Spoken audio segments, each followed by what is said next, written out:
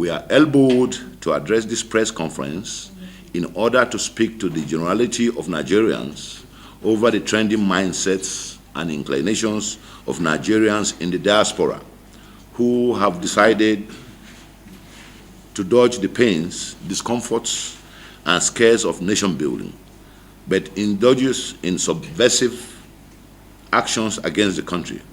While this clan of Nigerians have decided to hold themselves in foreign lands, they deliberately instigate problems of frightening dimensions on insecurities, but escape to safer abodes of other nations with their family when the conflagration they ignite goes wild aflame. The troubleshooters abandon the rest of us to our fate after making us susceptible to the problems they generate by their actions and utterances. We are baffled at the manner these Nigerians in diaspora dubiously misinterpret and apply the doctrines of freedom of speech and the rise to public protest by the citizens in the expression of grievances against government in a manner which projects them as built to the detriment of peace and violence. This tendency has become too pronounced under the administration of President Muhammad Buhari in the last 4 years.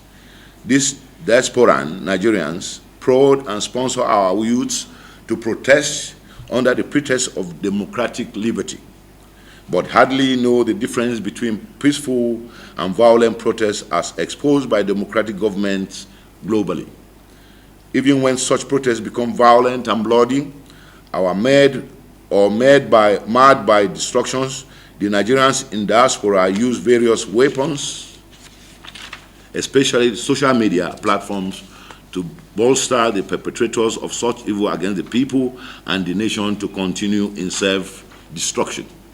Whilst we are excited at recounting the goals of some of these recent ugly so-called democratic public protests in Nigeria, which did only become bloody but violated the basic doctrines of liberty under a civilian government, but it has become pertinent to use the incident for illustration and clarity. We are aware of the age-long aberrations and the nuisances inherent in members of the outlawed sect, the Islamic movement in Nigeria, IMN, or the Shiites in Nigeria led by Sheikh Ibrahim al-Zakzaki. The sect's devious members have repeatedly invaded Abuja with guns and other dangerous weapons under the guise of protesting what they believe in their narrowed senses are the unlawful incarceration of al-Zakzaki. The protests were organized at 2 or 3 separate instances, but quite sadly, the Shiites defied all sanity, turned violent, and brutally engaged security agents drafted to maintain public law and order. In one of the incidences, they crudely attacked and gruesomely murdered Nigerians, including a senior police officer. Let us again look at the violent dimension of NSAS protest of last year. It was executed with the same tenor of the IMNS protests or other such remonstration in Nigeria under the Buhari presidency. All of us can attest to the scary bloodbath, rape of women, cruel butcher of security agents by the protesters, the destruction of public and private properties, looting, acts of arson and vandalization which were committed. Nigerians were subjected to this level of barbaric violence and brutality in the pretext of democratic protest. This is not permissible anywhere and under any system of government in the world. Unfortunately, while the incensed madness lasted, Nigerians in the diaspora shamelessly rather emboldened and encouraged the crisis-preneurs, agents of darkness and hoodlums. Strangely, Nigerians in diaspora were rather faulting the strict measures President Buhari adopted to halt the carnage and restore public peace. The Nigerians in foreign land lectured us on how undemocratic Mr. President acted by ordering the military to quell the insane violence.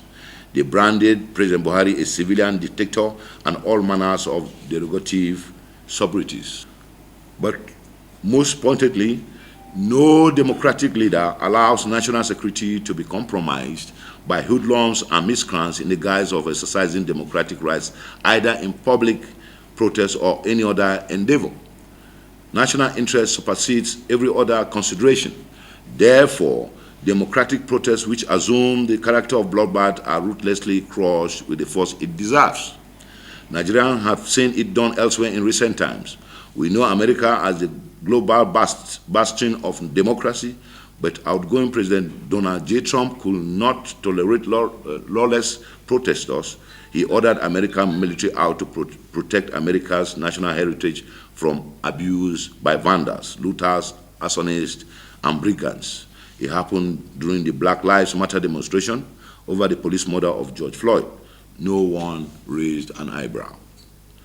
And it was yesterday we witnessed the episode of the violent invasion of Capitol Hill building by pro-Trump protesters.